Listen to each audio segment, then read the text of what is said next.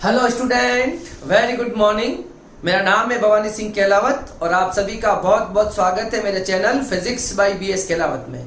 तो देखिए बच्चों, आज की जो क्लास है वो हिंदी मीडियम के लिए है और हम क्लास 12th की फिजिक्स पढ़ रहे हैं और उसकी मैंने फर्स्ट यूनिट स्टार्ट की है और अभी हम फर्स्ट यूनिट स्थिर वैद्युतिकी का चैप्टर नंबर 3 विद्युत विभव पढ़ रहे हैं। ठीक है, और आपको ये भी याद होगा कि विद्युत विभव पर अभी तक मैं टोटल 13 लेक्चर कर चुका हूं और आज हम विद्युत विभव पर लास्ट लेक्चर लेके आए हैं और आज हमारा चैप्टर नंबर 3 जो है वो खत्म हो जाएगा। ठीक है, तो देखिए आज का जो टॉपिक है, आज हम कुछ टॉपिक डिस्कस करेंगे और उस पर बनने वाला जो न्यूमेरिकल है वो भी डिस्कस करेंगे। तो देखिए आज का जो टॉपिक है वो क्या है।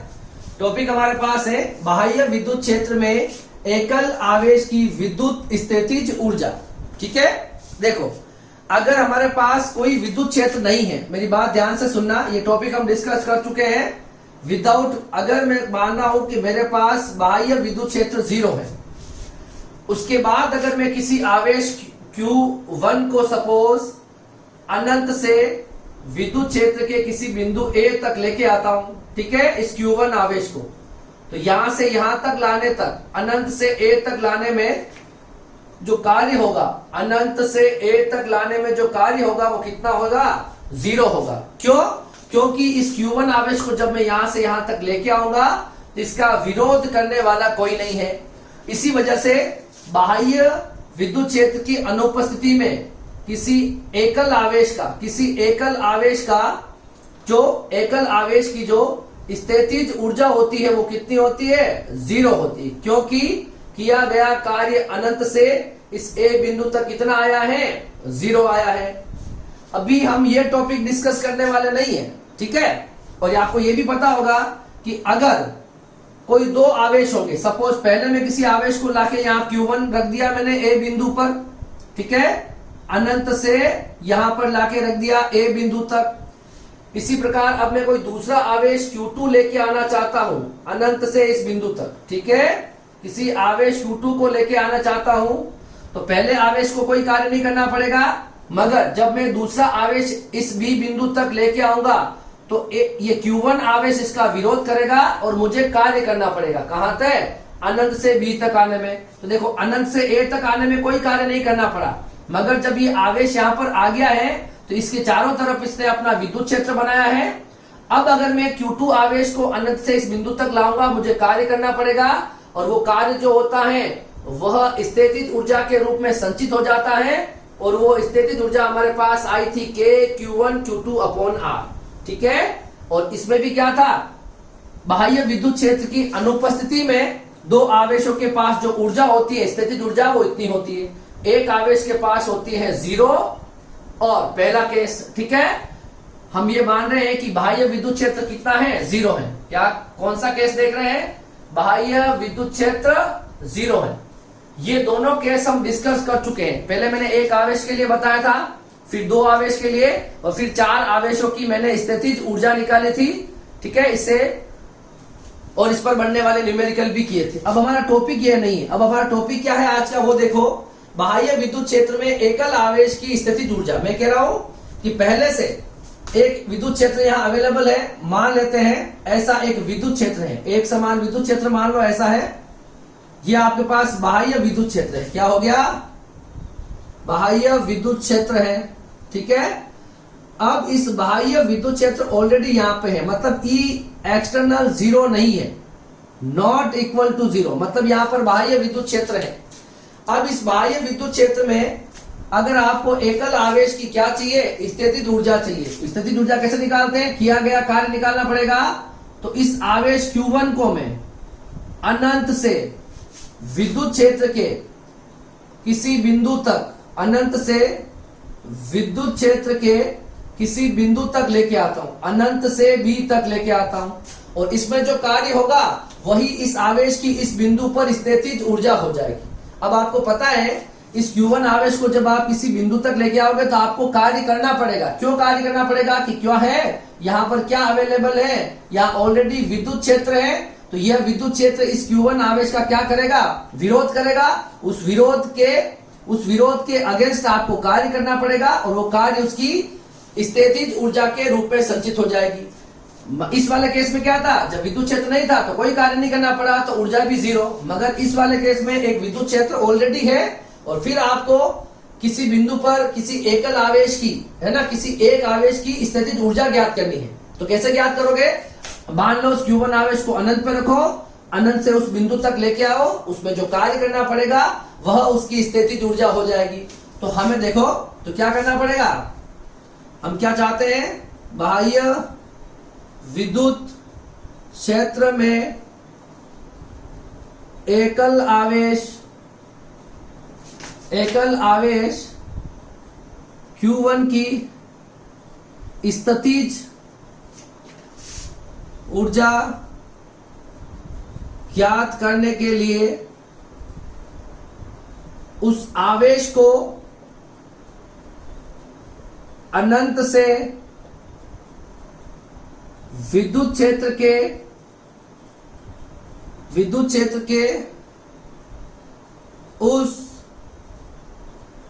बिंदु तक लाने में किया गया कार्य ज्ञात करते हैं। ठीक है, तो कैसे ज्ञात करते हैं किया गया कार्य, तो आपको पता है विद्युत विभव की परिभाषा से, विद्युत विभव की परिभाषा से, ठीक है, तो V कितना हो जाएगा, W अपॉन किसको लेके आ रहे हो, Q1 को। ठीक है, इस बिंदु पर मान लेते विभव कितना मान ले, V मान ले, विद्युत क्षेत्र है उसके किसी बिंदु पर विभव V हो जाएगा तो W अपॉन Q। ठीक है, तो इसका किया गया कार्य कितना हो जाएगा, W बराबर V इंटू Q1। ठीक है, तो ये किया गया कार्य हो गया अनंत से यहां तक लाने में। तो किया गया कार्य किसके बराबर होगा, किया गया कार्य एकल आवेश की स्थितिज ऊर्जा के बराबर होगा।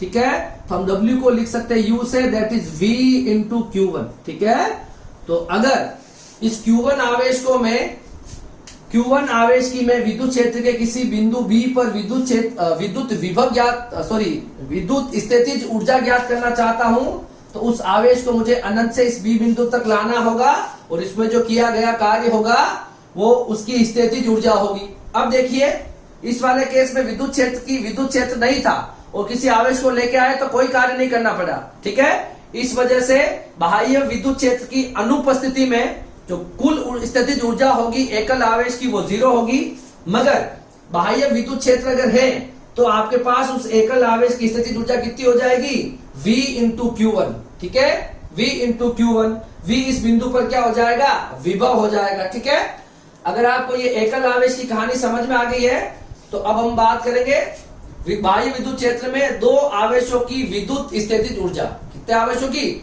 दो आवेशों की विद्युत स्थितिज ऊर्जा।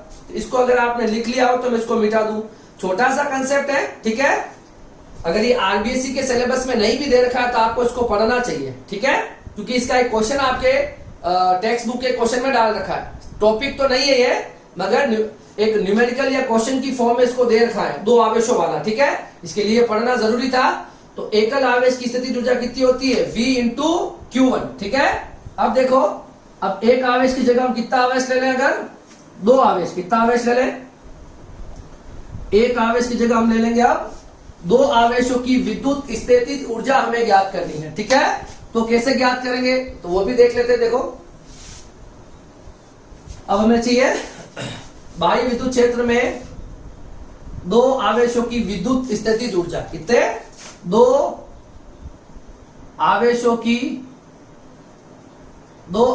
की विद्युत स्थितिज ऊर्जा। अब मुझे क्या चाहिए, बाह्य विद्युत क्षेत्र ऑलरेडी होना चाहिए। मतलब क्या है, क्या कंसेप्ट है, ये आपके सबको, ये हमारे पास है, मान लो बाह्य विद्युत क्षेत्र क्या हो गया, ये हमारे पास हो गया बाह्य विद्युत क्षेत्र। ओके, अच्छा, इस बाह्य विद्युत क्षेत्र यहां पर E अवेलेबल है, E नॉट इक्वल टू 0 है, इसको हम बोलेंगे बाह्य विद्युत क्षेत्र। ठीक है, अब इस बाह्य विद्युत क्षेत्र में कोई दो आवेश है, ठीक है, तो दोनों आवेशों को लाके यहां रखना है और तब उनकी विद्युत स्थितिज ऊर्जा ज्ञात करनी है, ठीक है। तो देखो, माना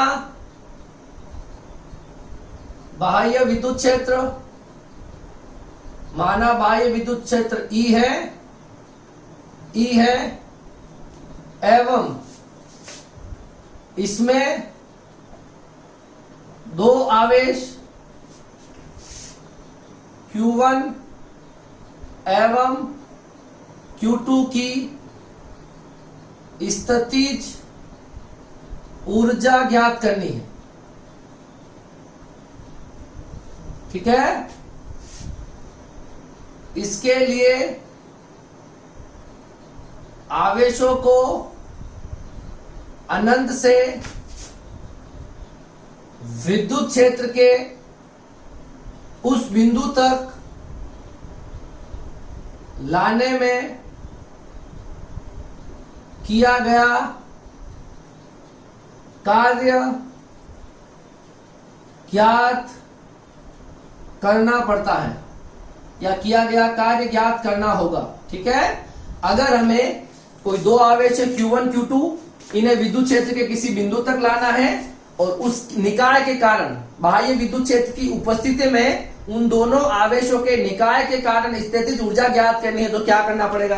तो सबसे पहले देखो, एक हम लेंगे Q1 आवेश, क्या लेंगे, एक हम लेंगे Q1 आवेश और उसको अनंत से कहां से लाएंगे, अनंत से इस A बिंदु तक लेके आएंगे। कहां से लाएंगे, अनंत से।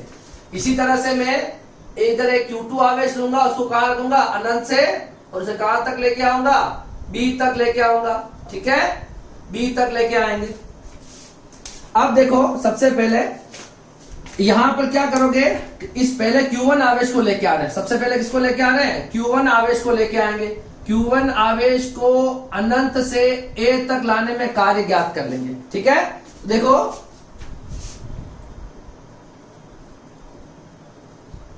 बाह्य विद्युत क्षेत्र में Q1 आवेश को अनंत से विद्युत क्षेत्र के A बिंदु तक लाने में किया गया कार्य, ठीक है, ये ज्ञात कर लेते हैं, ठीक है। तो किसी आवेश को मैं अनंत पे मान लेते हैं, इस बिंदु पर विभव कितना होगा, VA मान लो एक बार, है ना, विद्युत क्षेत्र के A बिंदु पर विभव को मैंने VA मान लिया, ठीक है।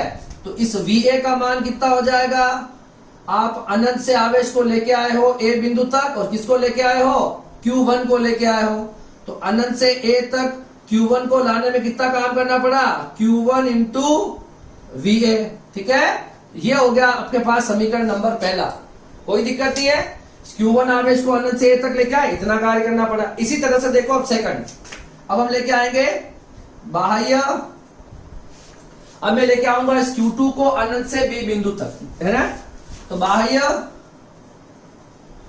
विद्युत क्षेत्र में Q2 को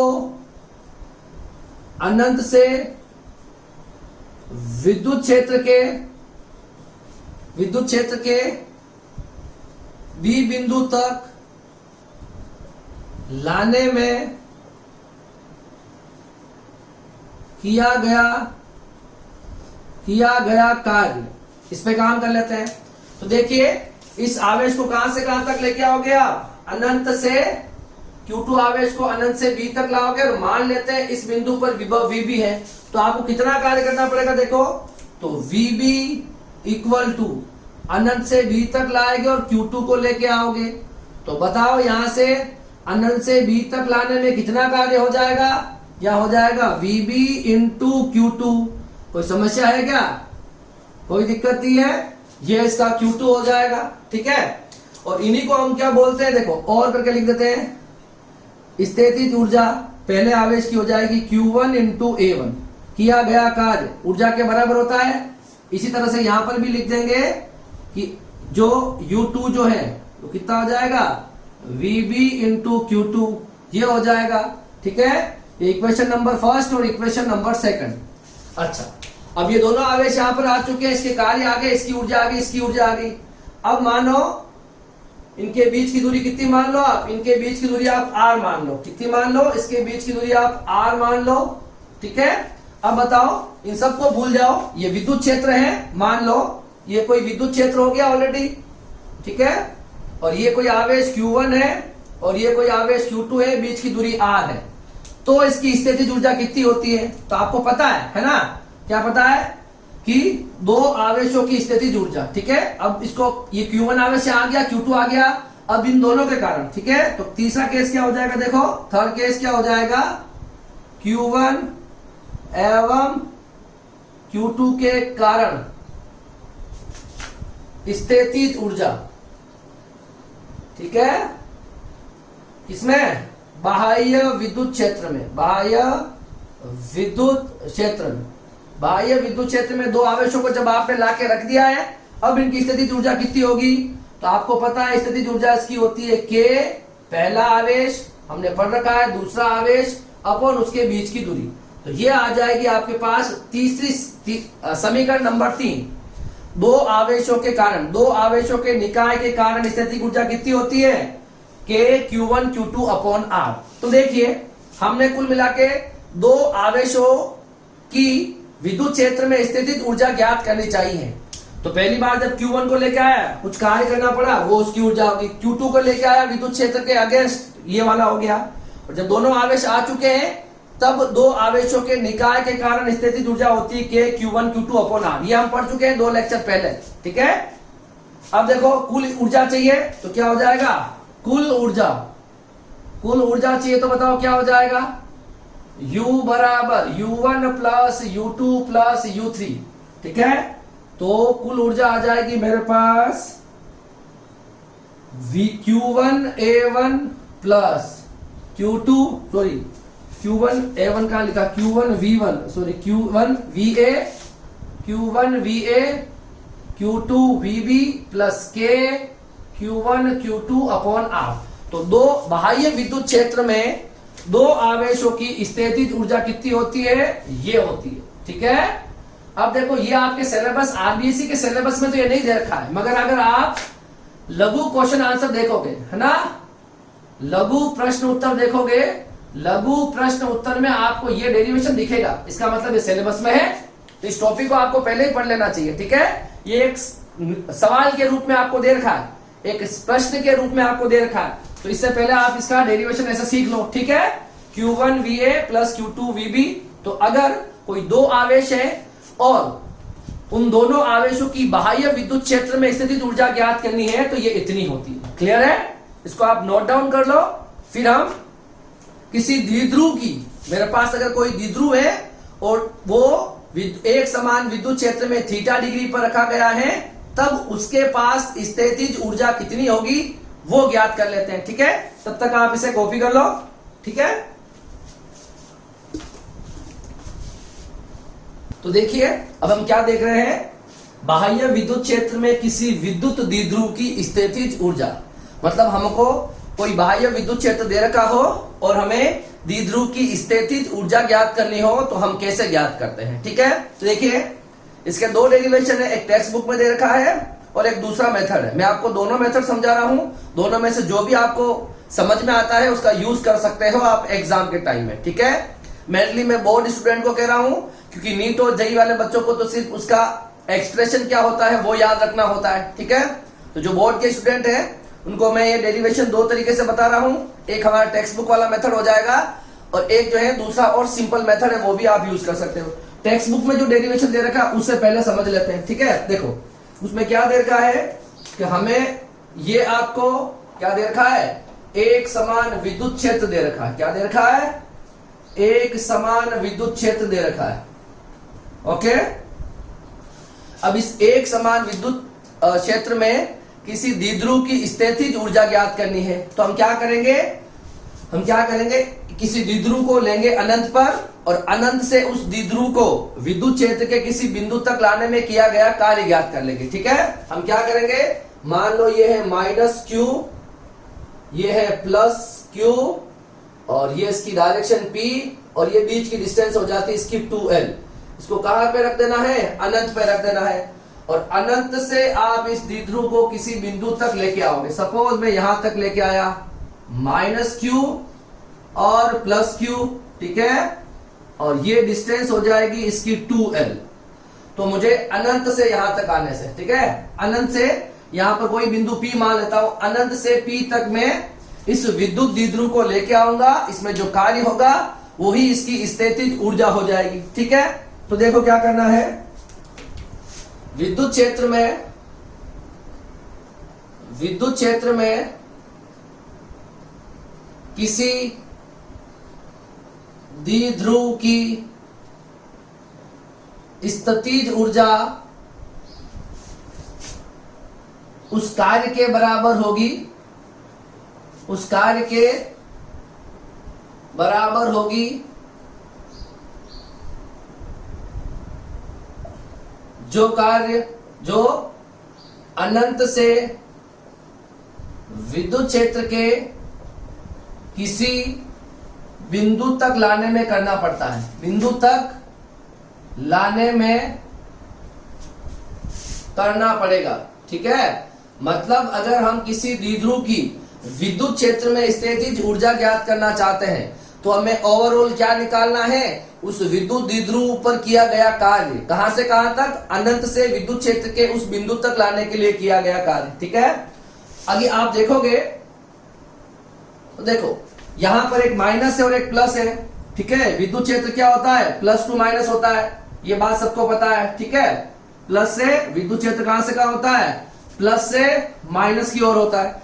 अब एक बात यहां पर देखो, प्लस जो है वो होगा प्रतिकर्षित, ठीक है, और माइनस होगा वो क्या होगा, विद्युत क्षेत्र के साथ आकर्षित। मतलब मैं अगर इस द्विध्रुव को इस तरह से लेके आ रहा हूं तो माइनस तो क्या हो जाएगा, आकर्षित, मतलब माइनस पे कौन कार्य करेगा, माइनस पे कार्य करेगा खुद विद्युत क्षेत्र लाने के लिए, और इस प्लस पे कौन कार्य करेगा, प्लस पर बाह्य स्रोत काम करेगा, क्योंकि प्लस प्लस क्या करेंगे, रिपेल करेंगे, ठीक है। तो देखो सबसे पहले हमें कार्य निकालना है, तो यहां से देखो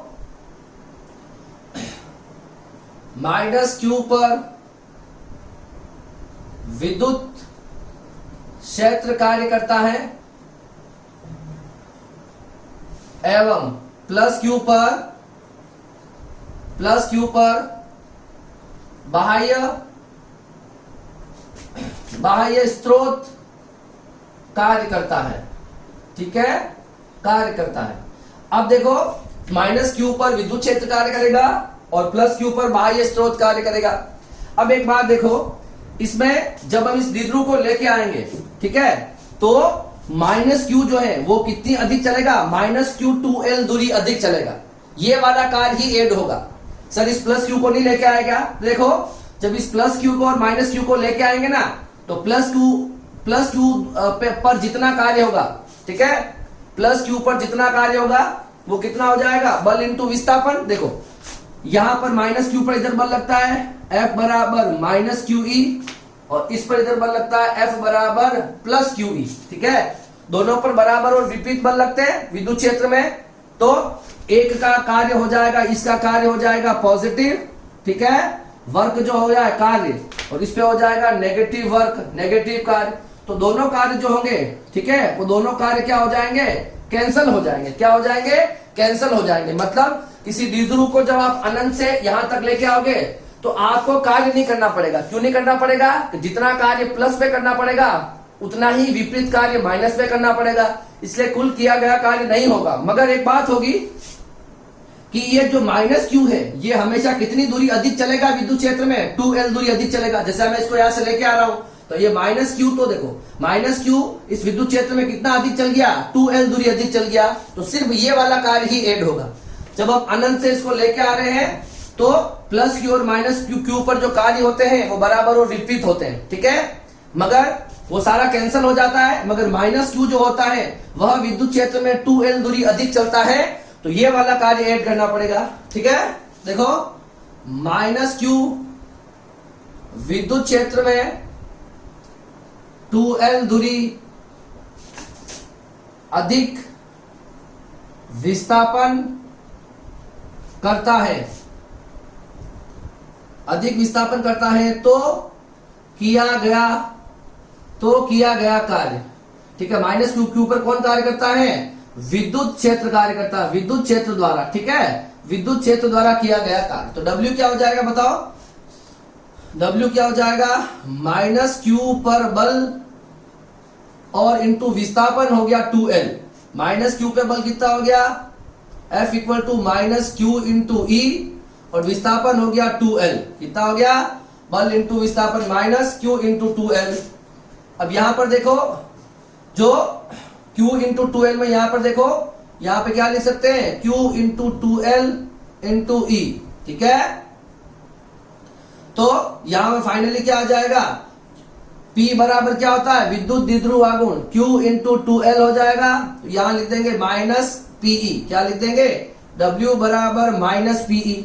एक कार्य तो मुझे ये मिल गया, ठीक है।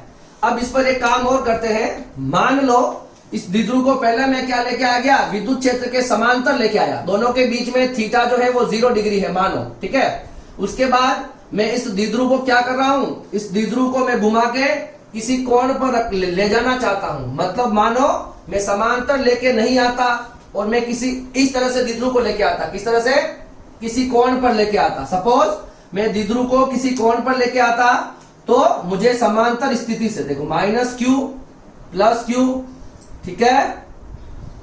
तो यहां पर देखो ऐसे इस तरह से मैं लेके आता, पहले तो मैं लेके आया देखो प्लस क्यू और ये माइनस क्यू। तो मान लो अगर मैं थीटा डिग्री पे लेके आता तो ये वाला कार्य मुझे और चाहिए, देखो यहां से इस तरह से लाया, वो कार्य तो मुझे मिल गया है। मान लो विद्युत द्विध्रुव को मैं थीटा डिग्री पर लाया होता तो यह वाला कार्य है ना, 0 डिग्री से थीटा डिग्री वाला कार्य मुझे और जोड़ना पड़ेगा, ठीक है। और ये कार्य आपको पता है, हम पढ़ चुके हैं, ठीक है। तो देखो ठीक है, तो ये काम कितना हो जाएगा आपको पता है, किया गया कार्य जो होता है ना, थीटा 1 बराबर हो गया 0 डिग्री और थीटा 2 बराबर हो गया थीटा, ठीक है। तो विद्युत द्विध्रुव को 0 डिग्री से थीटा कोण पर घुमाने में अतिरिक्त कार्य ये कितना हो जाएगा बताओ। तो ये कार्य हमको पता है ऑलरेडी, W बराबर Pe cos theta 1 minus cos theta 2। तो W बराबर कितना हो गया, Pe cos 0 की वैल्यू हो जाएगी 1 और cos थीटा 2 की वैल्यू हो जाएगी cos थीटा, ठीक है। तो W आ जाएगा Pe 1 माइनस cos थीटा, ठीक है। तो ये वाला एक दूसरा कार्य हो जाएगा, ठीक है। मैंने क्या निकाला देखो, सबसे पहले मैं इसको ऐसे लेके आया, ऐसे लेके आने पर प्लस और माइनस के कार्य क्या हो गए, निरस्त हो गए। मगर इस माइनस क्यू पर माइनस क्यू 2L दूरी अधिक चला तो सिर्फ ये वाला कार्य ही ऐड होगा। सर ये प्लस और माइनस वाले कार्य क्यों ऐड हुए, जितना कार्य प्लस पे करना पड़ेगा उतना ही विपरीत कार्य माइनस पे करना पड़ेगा, तो कोई कार्य नहीं होगा। मगर इस माइनस क्यू जो 2L दूरी अधिक चला है ये कार्य आपको करना पड़ेगा। ये हो गया। अब मान लो मैं ऐसे लेके नहीं आया, मैं तो थीटा डिग्री पे लेके आया, तो पहले तो ये कार्य अनंत से यहां तक लाने का कार्य में मिल गया है। अब मैं इसको थीटा डिग्री रोटेट कर देता हूं, है ना, थीटा डिग्री में इसको घुमा देता हूं, तो थीटा डिग्री घुमाने में अतिरिक्त कार्य कितना आ गया, Pe 1 माइनस cos थीटा। अब आपको कुल कार्य निकालना है, इसको मैं दे देता हूं W1 और इसको दे देते हैं W2, ठीक है, W2। तो कुल कार्य जो होगा वो हो जाएगा W1 प्लस W2। और देखो W1 कितना हो गया, W1 है Pe प्लस ये कितना हो जाएगा Pe 1 माइनस cos थीटा, इसको पूरा ओपन कर लो, Pe इसको ये भी हो जाएगा Pe और ये हो जाएगा Pe cos थीटा। तो W कितना आ गया, ये कैंसिल हो जाएगा, तो सिर्फ मेरे पास बच गया है Pe cos थीटा। क्या बच गया है, Pe cos थीटा। इसका मतलब क्या हुआ देखो, ये किया गया कार्य क्या हो जाएगा, इसकी स्थितिज ऊर्जा हो जाएगी, दैट इज U बराबर Pe cos थीटा। क्या हो जाएगा, U बराबर minus Pe cos theta. P क्या हमने क्या फाइंड किया है, अगर कोई द्विध्रुव अनंत से विद्युत क्षेत्र में लाते हैं और मान लो वो विद्युत क्षेत्र के साथ थीटा डिग्री पर, कितने डिग्री पर, थीटा डिग्री पर लाया गया है, मतलब मैं इसको ऐसे लेके आया अनंत से थीटा डिग्री पर, ठीक है, माइनस क्यू प्लस क्यू ये P हो जाएगा, ये रखा गया है अनंत पर, और अनंत से लाके मैंने इसको ऐसे रखा, ठीक है। तो आपको कितना कार्य करना पड़ेगा, माइनस पीई कोस थीटा, इतना कार्य करना पड़ेगा, और ये किया गया कार्य ही जो होगा वो उसकी स्थितिज ऊर्जा कहलाएगी, ठीक है। तो ये हो जाएगा किसी एक समान विद्युत क्षेत्र में किसी द्विध्रुव जो थीटा डिग्री पर रखा गया है विद्युत क्षेत्र में, ठीक है, उसकी स्थितिज ऊर्जा कितनी होती है, माइनस पीई कॉस थीटा, ठीक है। अब आप चाहो तो इसकी विशिष्ट स्थितियां लिख सकते हो, ठीक है। मैं इसको मिटा रहा हूं, ठीक है, अगर ये आपने लिख लिया हो तो ओके। अब देखो हम इसकी कुछ विशिष्ट स्थितियों के बारे में बात कर लेते हैं, ठीक है।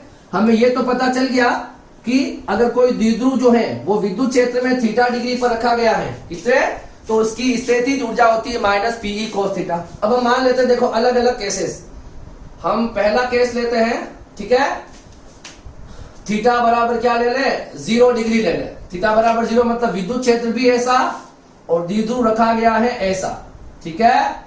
ये आपके पास हो जाएगा विद्युत, तो दोनों के बीच में थीटा कितना हो गया, 0 डिग्री, ठीक है।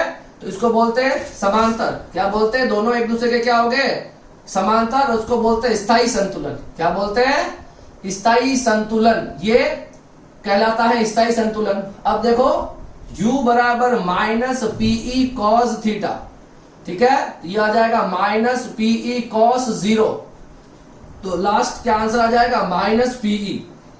तो स्थायी संतुलन की अवस्था में उसके पास कितनी स्थितिज ऊर्जा होती है, माइनस पीई ऊर्जा होती है, कितनी होती है, माइनस पीई। देखो आप साफ साफ देखोगे, अगर ऐसा यही वाली स्थिति है, यही डायग्राम बनाया देखो मैंने, ठीक है। देखो इस पर इधर बल लग रहा है, उस पर इधर बल लग रहा है, तो ये द्विध्रुव बिल्कुल स्टेबल हो जाएगा, स्थायी हो जाएगा, ये कहीं नहीं, ना तो इधर जाएगा ना इधर जाएगा, ठीक है। इसको स्थायी संतुलन बोलते हैं, ठीक है, क्योंकि माइनस क्यू पर बल इधर लग रहा है विद्युत क्षेत्र के विपरीत और प्लस क्यू पर लग रहा है विद्युत क्षेत्र के साथ, ठीक है। अब देखो केस सेकंड जो है वो लिखते हैं 180 डिग्री, क्या लिखते हैं, मतलब विद्युत क्षेत्र मान लो ऐसा है और ये माइनस क्यू और ये प्लस क्यू, द्विध्रुव की दिशा कुछ ऐसी है, तो दोनों के बीच में थीटा कितना हो जाएगा, 180 डिग्री। इसको बोलते हैं प्रति समांतर, क्या बोलते हैं, प्रति समांतर बोलते हैं, और इसको बोलते हैं अस्थायी संतुलन, क्या बोलते हैं, अस्थायी संतुलन। देखो u बराबर माइनस पीई कोस 180, कोस 180 की वैल्यू होती है -1, क्या होती है, -1, तो ये हो जाएगा u बराबर प्लस पीई, ठीक है। इसको बोलते हैं हम अस्थायी संतुलन, ठीक है। अस्थायी संतुलन इसलिए बोलेंगे ऐसा हो जाएगा तो दोनों पर, अब ये माइनस इधर आएगा तो बल इधर लगेगा, प्लस इधर आएगा तो बल, तो इसमें बल अंदर की तरफ रखेंगे, ठीक है, अंदर की तरफ लगेंगे, इसको बोलते हैं अस्थायी संतुलन, ठीक है। अब तीसरा और आखिरी केस जो इसका है वो है थीटा बराबर 90 डिग्री, ठीक है, इसको बोलते हैं शून्य साम्यावस्था, क्या बोलते हैं, शून्य स्थितिज ऊर्जा, शून्य स्थितिज ऊर्जा, शून्य स्थितिज ऊर्जा। ये जो कंडीशन होती है शून्य स्थितिज ऊर्जा वाली होती है, रख के देख लो, मान लो ये आपका विद्युत क्षेत्र है, ये माइनस क्यू है, ये प्लस क्यू है, और इन दोनों के बीच में थीटा 90 डिग्री है, तो u बराबर माइनस पीई कोस 90, कोस 90 की वैल्यू होगी 0, तो स्थितिज ऊर्जा हो जाएगी 0। मतलब अगर कोई द्विध्रुव जो है वो विद्युत क्षेत्र के लंबवत रखा गया है, कितना लंबवत मतलब 90 डिग्री पर, तो उसके पास कोई स्थितिज ऊर्जा नहीं होती है, ठीक है। यही बात मैंने आपको वहां पे भी समझाने की कोशिश करी है कि जब हम किसी द्विध्रुव को अनंत से विद्युत क्षेत्र तक लाएंगे ना, इस वाले तरीके से देखना, तो कोई कार्य नहीं करना पड़ता है, मगर हाँ कुछ कार्य तो करना पड़ेगा। वो कार्य क्या होगा, माइनस क्यू जो 2l दूरी अधिक चलेगा उसका अतिरिक्त कार्य ऐड होगा, और उसके बाद हम इसे थीटा डिग्री पे घुमा के रखेंगे, तो ये कार्य और जोड़ लेंगे, ठीक है। ये दोनों मिला के फाइनल आंसर जो आएगा वो आ जाएगा माइनस पीई कॉस थीटा। मतलब कोई विद्युत द्विध्रुव जो विद्युत क्षेत्र में विद्युत क्षेत्र के साथ थीटा डिग्री पर रखा गया है, उसकी जो स्थितिज ऊर्जा होती है वो होती है माइनस पीई कॉस थीटा, ठीक है। तो ये आपके बुक का डेरिवेशन है, जो टेक्स्ट बुक में जो डेरिवेशन दे रखा है वो डेरिवेशन है, ठीक है। इसे आप कॉपी कर लो, मैं आपको एक डेरिवेशन इसका और बता देता हूं, ठीक है, जो वो अगर उससे समझ में आए तो वो कर लेना, बाकी ये कर लेना, ठीक है। इसको मैं मिटा रहा हूं, ठीक है, इसको आप कॉपी कर लो फटाफट। अब देखो ये तो पहला डेरिवेशन हो गया, क्लियर है।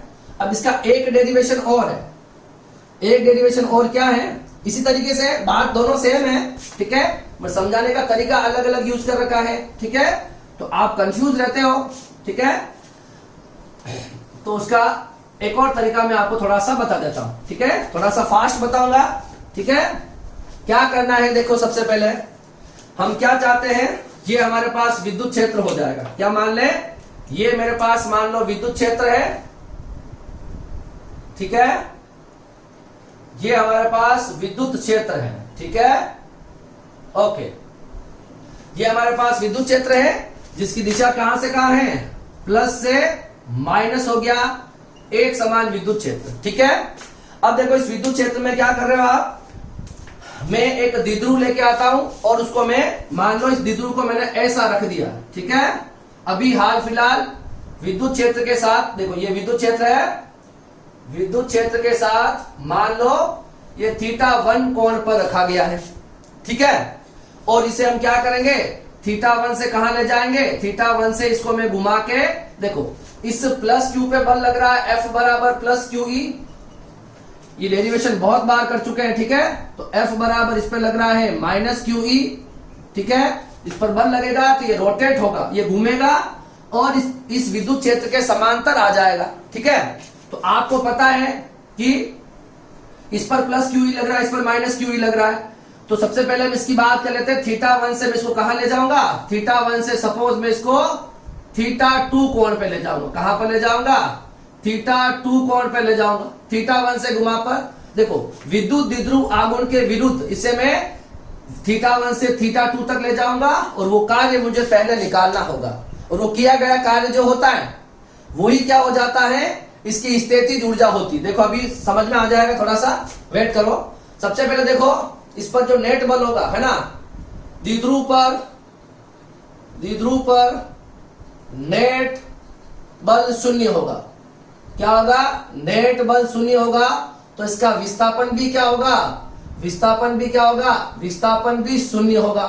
सर क्या कह रहे हो, देखो इस, क्योंकि आपके पास प्लस क्यू पर बल कितना लग रहा है, F equal two plus Q E लग रहा है, और माइनस क्यू पर कितना बल लग रहा है, F equal to minus q e, है ना, ये लग रहा है क्यू पर और ये लग रहा है प्लस क्यू पर और ये लग रहा है माइनस क्यू पर, ये बल लग रहा है, तो नेट बल कितना हो जाएगा, दोनों बलों को ऐड कर लो, दोनों क्या हो जाएंगे, दोनों बल जो है वो बराबर एवं विपरीत है, क्या है, बराबर एवं विपरीत है, तो नेट बल plus Q E minus q ई तो बराबर 0। अगर किसी वस्तु पर लगने वाला नेट बल अगर शून्य है तो उसमें विस्थापन नहीं हो सकता, तो पहली बात तो इसमें ये द्विध्रुव जो है ये विस्थापित नहीं हो सकता, ना आगे जाएगा ना पीछे जाएगा, ठीक है। अब काम क्या है, मगर अब इस पर देखो दो बल कार्य कर रहे हैं, ठीक है, F बराबर, ठीक है, प्लस क्यू एवं माइनस क्यू पर बराबर एवं विपरीत दिशा में बल लग रहे हैं एवं उन बलों की क्रिया रेखाएं अलग अलग है, क्रिया रेखाएं अलग अलग है। अगर ऐसा हो तो सर क्या करें, देखो इस पर बल लग रहा है सामने की ओर, इस पर बल लग रहा है पीछे की ओर, तो दोनों की क्रिया रेखा, इस पर क्रिया रेखा ये है, इसकी क्रिया रेखा ये वाली है, ठीक है। तो अगर किसी वस्तु पर दो बल कार्य कर रहे हैं, है ना, बराबर और विपरीत दिशा में कार्य करे और उन बलों की क्रिया रेखा अलग अलग हो, तो क्या लगता है, अलग अलग हो तो द्विध्रुव पर बलागुण कार्य करेगा, क्या करेगा, बलागुण कार्य करेगा, कार्य करता है। बलागुण कार्यकर्ता का मतलब क्या हो गया आपको पता है, ठीक है, तो क्या लग जाएगा, कितना बलागुण होगा, तो बराबर पीई साइन थीटा, क्या होता है, तो बराबर पीई साइन थीटा। इस पर एक टॉर्क लगेगा, बल आघूर्ण लगेगा, जिससे ये क्या करने लगेगा, ये घूमने लगता है, क्या करने लगता है, घूमने लगता है। ये द्विध्रुव यहां रखा गया है, इस पर ऑटोमेटिक क्या लगेगा, एक बल लगेगा जो इसको समांतर लाने का प्रयास करेगा। तो विद्युत क्षेत्र में विद्युत द्विध्रुव पर लगने वाला बल आघूर्ण होता है वो पीई साइन थीटा होता है, ठीक है। और आपको ये भी पता होना चाहिए कि पी जो होता है वो Q इंटू 2L है, ठीक है, बहुत बार बता चुके हैं, पी साइन थीटा, ठीक है। अब ये इस पे बल आघूर्ण लग रहा है, इस बल आघूर्ण के विरुद्ध इस बल आघूर्ण के विरुद्ध, इसे मैं ये इधर लाना चाहता है बल आघूर्ण, और मैं इसे इस बल आघूर्ण के विरुद्ध यहां से यहां ले जाना चाहता हूं। कितना? डी थीटा विस्थापित करना चाहता हूं। ठीक है, तो देखो द्विध्रुव को डी थीटा विस्थापन देने में कार्य, ठीक है, वो कोणीय विस्थापन हो जाएगा। कार्य कितना हो जाएगा? अब कोई वस्तु जब घूमती है तब कार्य कितना होता है? बल इंटू विस्थापन। पर बल की जगह क्या आएगा? बल आघूर्ण, और विस्थापन इसमें कैसा होगा? कोणीय विस्थापन। तो टो इंटू डी थीटा, ये है देखो कार्य बराबर बल इंटू विस्थापन ही है। पर कार्य जब कोई वस्तु घूमती है तब उस पर बल नहीं लगता, बल आघूर्ण लगता है ना, मतलब बल आघूर्ण लगता है, और इसमें विस्थापन नहीं होता है, कोणीय विस्थापन होता है। समझ में आ गई बात? तो देखो W कितना हो जाएगा? DW निकाला, ठीक है, एक स्मॉल वर्क, छोटा सा कार्य, ये हो गया PE sine theta D theta. अब हम निकालेंगे कुल कार्य। क्या निकालेंगे? कुल कार्य। कुल कार्य हो जाएगा हमारे पास W, ठीक है। कुल कार्य निकालने के लिए क्या करेंगे? इसे कहां से कहां तक ले जा रहे हैं? θ1 से θ2, ठीक है। कुल कार्य के लिए कहां करेंगे? θ1 से कहां ले जा रहे हैं? θ2। देखो इसको, ये हो जाएगा DW θ1 से θ2 PE sine theta D theta. DW का हो जाएगा W, PE को दोनों कांस्टेंट है, E है एक समान विद्युत क्षेत्र, और P भी नियत है, दोनों को बाहर निकाल लो। θ1 से θ2 साइन थीटा डी थीटा, ठीक है। तो अब देखो साइन थीटा का इंटीग्रेशन होता है माइनस ऑफ कोस थीटा θ1 से θ2।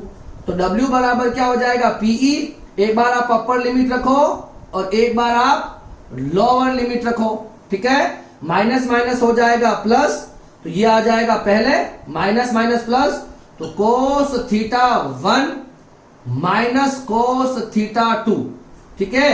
तो ये आपका क्या हो जाएगा? कुल कार्य हो जाएगा। मतलब किसी द्विध्रुव को θ1 से θ2 तक ले जाने के लिए किया गया कार्य ये है, ठीक है। अब देखो सबसे इंपॉर्टेंट बात यहां से, सर ये तो आप कार्य निकाल रहे हो, ऊर्जा का निकाल रहे हो, आप तो विद्युत क्षेत्र में इसको घुमा रहे हो, ऐसा नहीं है। अब देखते हैं, कंडीशन अपन डाल रहे हैं। मैंने यहां पर क्या निकाल लिया? θ1 से θ2 तक ले जाने के लिए किया गया कार्य निकाल लिया, ठीक है।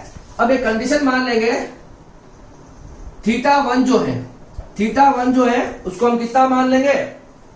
यहां पर ध्यान से देखो, मैं इसे 90 θ1 में 90 डिग्री रखता हूं। क्या रखता हूं? 90 डिग्री।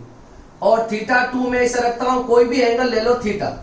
ध्यान से देखना, θ1 बराबर 90 डिग्री, मतलब मान लो कि प्रारंभ अवस्था में ये द्विध्रुव जो है ये विद्युत क्षेत्र के लंबवत रखा गया। तो देखो W बराबर क्या आएगा? PE cos 90 और θ2 है थीटा। ध्यान से देखना, ये आ जाएगा PE, ये हो जाएगा 0 cos 90 की वैल्यू, और ये हो जाएगा cos थीटा। तो W बराबर क्या आ गया? Minus PE cos theta. और ये किया गया कार्य किसके बराबर होता है? ऊर्जा के बराबर होता है, PE cos theta, PE cos theta. और यही क्या होती है? किसी द्विध्रुव की स्थितिज ऊर्जा है। क्या है? द्विध्रुव की स्थितिज ऊर्जा है। द्विध्रुव की स्थितिज ऊर्जा है कहां पर? विद्युत क्षेत्र में, ठीक है। द्विध्रुव की स्थितिज ऊर्जा होगी विद्युत क्षेत्र में, और द्विध्रुव कितने डिग्री पर, कोण पर रखा गया है? थीटा डिग्री पर। तो सर आप अनंत से इसको लेके नहीं आए, यही क्वेश्चन आ रहा दिमाग में। तो देखो अभी मैंने जो डेरिवेशन कराया उसका आंसर यही था। तो देखो द्विध्रुव पर जो कार्य होता है, द्विध्रुव पर जो कार्य होगा वो इसको घुमाने वाला कार्य ही ऐड होता है। देखो जब मैं इसको, अभी मैं इस विद्युत क्षेत्र के लंबवत उस द्विध्रुव को लेके आऊंगा तो मुझे कोई कार्य नहीं करना पड़ेगा, ठीक है। एक मेथड तो मैंने आपको समझा दिया। और ये आपके पास विद्युत द्विध्रुव की स्थितिज ऊर्जा होती है। सर आपने यहाँ पे 90 डिग्री कोण क्यों रखा है? 90 डिग्री पर 0 क्यों रखा है? अभी बता रहा हूं। 90 डिग्री से थीटा पे लेके आए हो, इसका क्या मतलब हो रहा है? तो देखो इसका मतलब मैं इधर समझा रहा हूं आपको, पहले आप इसको लिख लो।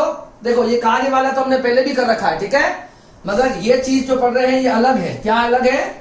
हम क्या चाहते हैं? हम एक समान विद्युत क्षेत्र में किसी द्विध्रुव की स्थितिज ऊर्जा कितनी होती वो ज्ञात करना चाहते हैं। तो स्थितिज ऊर्जा तो इतनी होती है माइनस PE cos थीटा, ठीक है।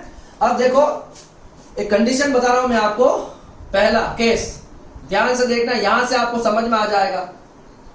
शून्य स्थितिज ऊर्जा, शून्य स्थितिज ऊर्जा होती है थीटा बराबर 90 पर। सर क्या मतलब है? सुनो, यहां से सारा कंसेप्ट समझ में आएगा। ये है अगर विद्युत क्षेत्र, ध्यान से देखना, ये अगर आपके पास क्या है, विद्युत क्षेत्र है, ई एक समान विद्युत क्षेत्र है। अब अगर कोई द्विध्रुव मेरे पास है, सपोज कोई द्विध्रुव मेरे पास है -q +q, ठीक है, ये -q और ये +q, ठीक है, ये द्विध्रुव है। इस द्विध्रुव को मैं कहां पर रख देता हूं? अनंत पर रखता हूं। कहां पर रख देता हूं?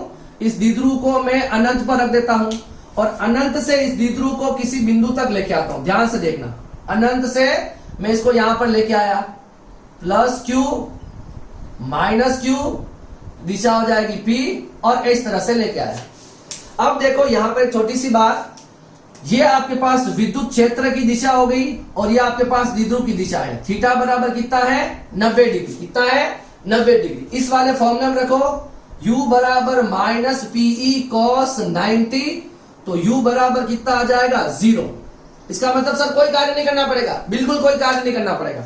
जब आप किसी द्विध्रुव को अनंत पर रखोगे और अनंत से विद्युत क्षेत्र के लंबवत अगर उसे लेके आके यहां रखोगे तो आपको कोई कार्य नहीं करना पड़ेगा। क्यों सर? प्लस आवेश भी है, माइनस आवेश भी है। तो देखो इसका कारण क्या है, ठीक है, जब द्विध्रुव को अनंत से विद्युत क्षेत्र के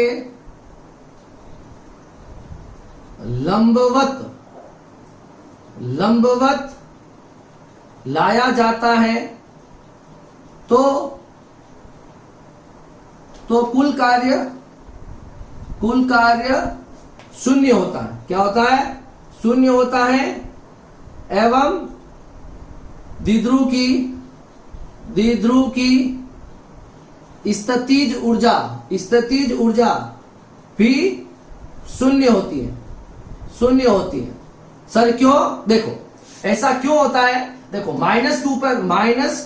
पर कार्य एवं +q पर कार्य बराबर एवं विपरीत होते हैं तो कुल कार्य शून्य होता है। क्या होता है? कुल कार्य शून्य होता है, ठीक है। ऐसा इसलिए कि देखो +q पर काम कौन करेगा? +q पर कार्य बाह्य स्रोत करेगा और -q पर कार्य कौन करेगा? -q पर विद्युत क्षेत्र काम करेगा। देखो प्लस को तो प्लस रिपेल करता है, तो इसको तो आपको लेके आना पड़ेगा, और -q को तो अट्रैक्ट करता है। तो जितना काम बाह्य स्रोत करेगा इस पर, जितना काम बाह्य स्रोत करेगा उतना ही काम कौन कर लेगा? ये विद्युत क्षेत्र कर लेगा, और दोनों एक दूसरे के विपरीत होंगे तो कुल कार्य जो होगा W नेट जो होगा वो कितना हो जाएगा? 0। अगर आप इसे लंबवत लेके आ रहे हैं तो किसी द्विध्रुव को जब आप विद्युत क्षेत्र के लंबवत अनंत से किसी बिंदु तक लेके आते हो तो आपको कोई कार्य नहीं करना पड़ता। तो जैसे कि मान लो मैं पहले इसको लंबवत लेके आया, मुझे कोई कार्य नहीं करना पड़ा।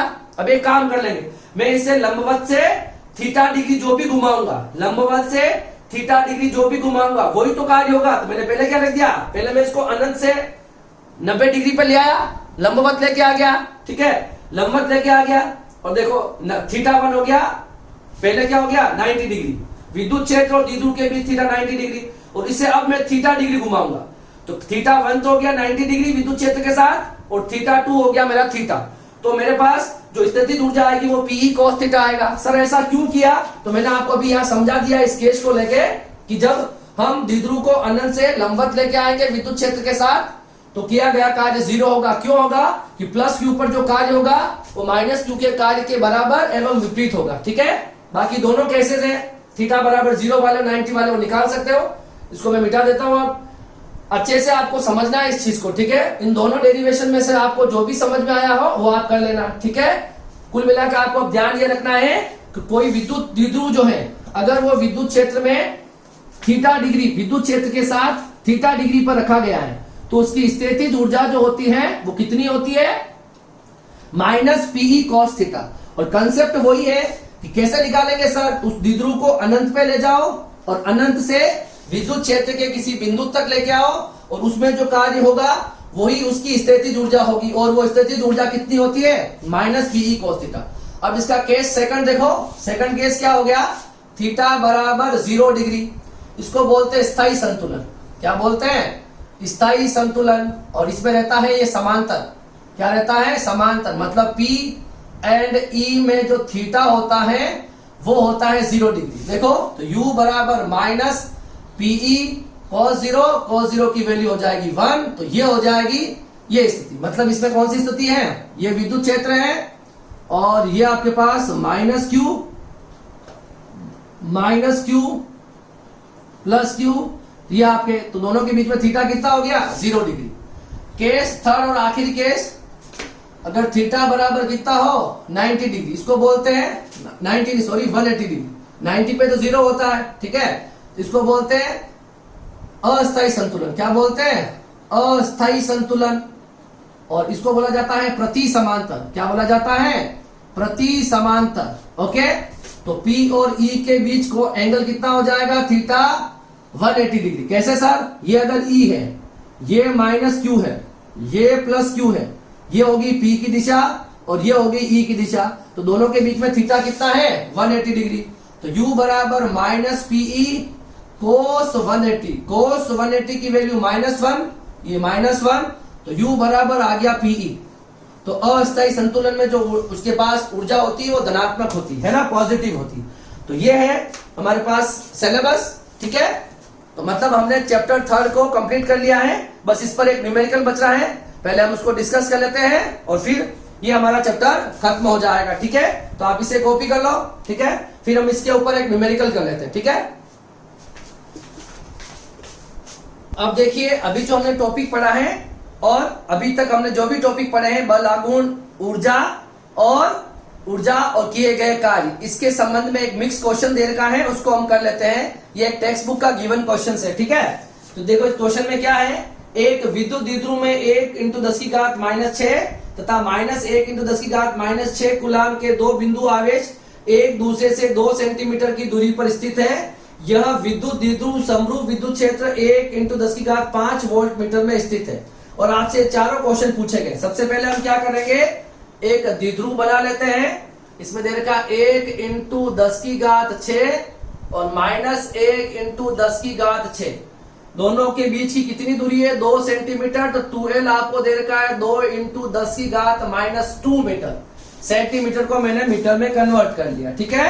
इसको कहा रखा गया एक समान विद्युत क्षेत्र, जिसको दिया गया है 1 × 10⁵। तो विद्युत क्षेत्र आपको दे रखा है 10⁵ वोल्ट पर मीटर, और ये आपको एक समरूप विद्युत क्षेत्र दे रखा है। क्लियर है। सबसे पहले हम क्या करते हैं, द्विध्रुव आघूर्ण निकाल लेते हैं। क्या निकाल लेते हैं, बल द्विध्रुव आघूर्ण, ठीक है। विद्युत द्विध्रुव आघूर्ण P बराबर क्या हो जाता है, Q × 2L। आपको आवेश दे रखा है 10⁻⁶, दोनों पे सेम परिमाण होते हैं, प्लस और माइनस में, ये प्लस में और माइनस में, ठीक है। इनटू बीच की दूरी होगी 2 × 10⁻²। तो आपके पास P का जो मान आएगा वो आ जाएगा 2 × 10⁻⁸। इकाई क्या होती है इसकी बताओ, कूलाम मीटर। ये तो हमारे पास जो गिवन दे रखा था उससे मैंने सारी चीजें लिख ली। अब एक एक क्वेश्चन पढ़ो। पहला क्वेश्चन, द्विध्रुव पर विद्युत क्षेत्र द्वारा लगने वाला अधिकतम बल आघूर्ण। पहला क्वेश्चन, अगर ये विद्युत क्षेत्र है, मेरी बात सुनो, आपको बल आघूर्ण पूछा है, ठीक है, तो आपसे टो पूछा, क्या होता है, तो क्या होता है, PE sin थीटा, यही होता है। बल आघूर्ण पूछा, यही होता है। अब देखो, ये अगर विद्युत क्षेत्र है, आपको पता है कि द्विध्रुव यहां पर आके तो रुक जाता है, उसके बाद कोई बल आघूर्ण नहीं लगता। सबसे अधिक कब लगेगा, जब ये ऐसा अगर स्थित है, प्लस Q और माइनस Q। अगर ये इस तरह से 90 डिग्री पर जब स्थित है विद्युत क्षेत्र के साथ, कितनी डिग्री पर, 90 डिग्री पर, ठीक है, तब इस पर सबसे अधिक बल लगेगा। इधर लगेगा प्लस FQE, इधर लगेगा F = -QE, और इस पे सबसे अधिक बल लगे घूम के इधर आ जाएगा। तो सबसे अधिक बल, अधिकतम बल आघूर्ण का लगता है थीटा बराबर 90 डिग्री पर। इस पर लगता है 90 डिग्री पर। तो P की वैल्यू क्या है, 2 इंटू 10 की घात माइनस 8 और E दे रखा है 10 की घात 5 और साइन 90 डिग्री। साइन 90 की वैल्यू होती 1, तो ये हो जाएगा 5, क्या हो गया 2 इंटू 10 की घात 8 में से 5 गया तो माइनस 3 बचेगा और ये टॉर्क आ जाएगा। ठीक है, ये आपके पास पीई बचेगा। ठीक है, 2 इंटू 10 की घात माइनस 3 और न्यूटन मीटर हम इसकी इकाई लिख सकते हैं। ठीक है, ये हो जाएगा पहले क्वेश्चन का आंसर। ठीक है, इसको अगर आपने उतार लिया हो तो फिर हम दूसरे क्वेश्चन को करेंगे। दूसरा क्वेश्चन क्या कह रहा है, उधर आप उसको कॉपी कर लो। सेकंड क्वेश्चन जो है वो है द्विध्रुव की स्थायी संतुलन की अवस्था में स्थितिज ऊर्जा। अब आपको ध्यान रखो क्या पूछी गई है, पहले बल आघूर्ण पूछा है, अब आपसे ऊर्जा पूछी है। ऊर्जा का डेरिवेशन आज ही हमने किया है। ठीक है, तो देखो दूसरे क्वेश्चन में क्या पूछा है, स्थितिज ऊर्जा पूछी है ना, संतुलन वाली अवस्था में स्थायी संतुलन होता है। तो इस दूसरे क्वेश्चन का आंसर देखो, तो ये होता है u बराबर माइनस पीई साइन थीटा और स्थायी संतुलन होता है, मैंने बताया आपको, थीटा बराबर 0 पर। किस पे होता है, थीटा अगर 0 डिग्री दे रखा है तो u बराबर पीई सॉरी माइनस u बराबर minus PE sine sorry PE cos theta होता है ना, u बराबर पीई कॉस थीटा होता है ना। पीई अभी निकाला हमने, तो कॉस 0 डिग्री, कॉस 0 की वैल्यू हो जाएगी 1, आंसर आ जाएगा माइनस पीई और P की वैल्यू कितनी है 2 इंटू 10 की घात माइनस 8। ठीक है, और E की वैल्यू है 10 की घात 5, तो यह आपके पास ऊर्जा हो जाएगी 2 इंटू 10 की घात माइनस 3। ठीक है, ऊर्जा है तो आंसर आ जाएगा जूल में। ठीक है, अभी निकाला हमने माइनस पीई कॉस थीटा। विद्युत द्विध्रुव को अनंत से विद्युत क्षेत्र के किसी बिंदु तक लाने में, है ना, जो किया गया कार्य होता है वो माइनस पीई कॉस थीटा होता है। ठीक है, तो ये आपके दूसरे क्वेश्चन का आंसर, ये इसको कॉपी कर लो। तीसरा क्वेश्चन क्या कह रहा है, विद्युत द्विध्रुव को स्थायी संतुलन से 180 डिग्री घुमाने पर स्थितिज ऊर्जा। ठीक है, स्थायी संतुलन मतलब 0 से 180 पे घुमाने के, तो हम क्या करेंगे, स्थितिज ऊर्जा पूछी है तो यही फॉर्मूला लगा देंगे और थीटा की जगह क्या पूछेंगे, 180 रख देंगे। क्या बोला गया है, स्थायी संतुलन से 180 पर घुमाने पर, तो थीटा यहां पर आपको गिवन है 180 डिग्री। ठीक है, 180 डिग्री पूछा है तो माइनस पीई कोस 180, कोस 180 की वैल्यू -1, तो ये हो जाएगा प्लस पीई और P की वैल्यू कितनी होगी हमारे पास 2 इंटू 10 की घात -8 और E की वैल्यू है 10 की घात 5, तो U हो जाएगा 2 इंटू 10 की घात -3 जूल। ठीक है, ऊर्जा पूछी है तो डायरेक्ट ही हमेशा ये फॉर्मूला लगाना पीई कॉस थीटा वाला। ठीक है, ये इसके तीसरे क्वेश्चन का आंसर हो गया। ठीक है, अब हम इसका फोर्थ क्वेश्चन पढ़ेंगे। देखो फोर्थ क्वेश्चन क्या दे रखा है, द्विध्रुव को विद्युत क्षेत्र की दिशा से 90 डिग्री तक घुमाने में, है ना, विद्युत क्षेत्र की दिशा मतलब ये वाली। चौथा क्वेश्चन क्या दे रखा है, इसको आप कॉपी कर लो पहले। ठीक है, स्क्रीनशॉट ले लो इसका, फिर मैं इसको मिटा देता हूं। और अब है देखो चौथा क्वेश्चन, फोर्थ क्वेश्चन क्या कह रहा है, विद्युत द्विध्रुव को विद्युत क्षेत्र की दिशा में, मतलब फोर्थ जो क्वेश्चन है ये आपके पास विद्युत ऐसा कुछ कह रखा है। ठीक है, ये विद्युत क्षेत्र की दिशा में रखा गया है द्विध्रुव, -q और +q, ये हो गया P। इससे कहां तक घुमाना है, 90 डिग्री तक। कहां ले जाना है इसको, यहां से उठा के 90 डिग्री तक ले जाना है। तो θ1 आपका देखो तो 0 डिग्री हो जाएगा। कहां से ले जा रहे हो, ये आपके पास E और P है, उसके बाद है ना θ बराबर 0, उसके बाद ये E रहेगा और ये P हो जाएगा, θ1 हो जाएगा 0 और θ2 हो जाएगा 90 डिग्री। ठीक है, तो हमें ये वाला फॉर्मूला यूज करके हमें आंसर निकालना है। ठीक है, तो क्या हो जाएगा बताओ, U बराबर पीई कॉस θ1, द्विध्रुव को एक बिंदु से दूसरे बिंदु तक घुमाने में किया गया कार्य यही होता है, तो कॉस θ1 हो जाएगा 0, θ2 हो जाएगा 90, cos 90 की वैल्यू 0, तो ये बच जाएगा पीई, cos 0 की वैल्यू हो जाएगी 1, तो ये हो जाएगा पीई और P की वैल्यू कितनी होगी 2 इंटू 10 की घात -8 और E की वैल्यू 10 की घात 5, तो ये हो गया 2 इंटू 10 की घात -3 जूल। ठीक है, तो ये इन चारों क्वेश्चंस का आंसर हो गया। ठीक है, बस आप ये ध्यान रखना कहीं बल आघूर्ण पूछ रखा है, कहीं स्थितिज ऊर्जा पूछ रखी है और कहीं कार्य पूछ रखा है। ठीक है, घुमाना है तो घुमाने में ऊर्जा या कार्य। ठीक है, तो कौन सा फॉर्मूला यूज करना वो आपको पता होना चाहिए। ठीक है, तो ये आज का लेक्चर हम यहाँ एंड कर रहे हैं और आज हमारा चैप्टर नंबर 3 भी खत्म हो जाता है। ठीक है, आपसे रिक्वेस्ट है कि आप टेक्स्ट बुक के जो शॉर्ट क्वेश्चन आंसर है उसको जरूर देखें।